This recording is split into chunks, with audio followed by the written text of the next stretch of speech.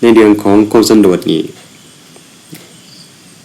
ในนักพุทธศาสนาพระองค์ก็ทรงได้ตรัสสอนเอาไว้ชัดเจนเกี่ยวกับพระภิกขุเป็นผู้สันโดษว่ามีหลักการใช้ชีวิตอย่างไรมีความประพฤติอย่างไร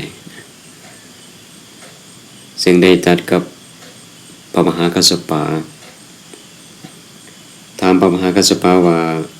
ดุรากัสสปะก็อย่างไรภิกขุจึงชื่อว่าเป็นผู้สันโดษเดี๋ยวผมก็ทรงตรัสว่าดุรากัสสปะภิกขุในธรรมวินัยนี้นี่เป็นผู้สันโดษด้วยจีวรเป็นเครื่องบริหารกายด้วยบิณฑบาตเป็นเครื่องบริหารท้องทานจะไปทางทิศใดก็ถือไปได้เองเหมือนอย่างนกมีปีกจะบินไปทางทิศใด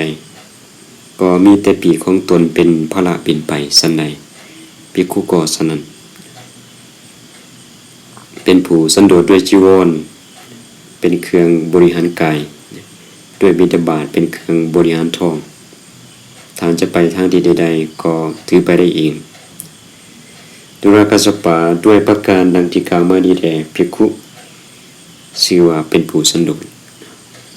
นี่คือในฐานะพระภิกขุว่าการลงอยู่ในฐานะพระภิกขุนี่มีการปฏิบัติแบบไหน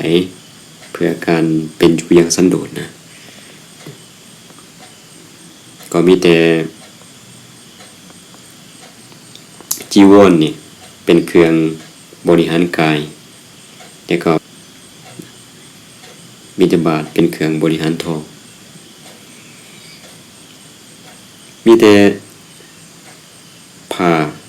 และบาตรก็มีชีวิตเป็นอยู่ได้นะ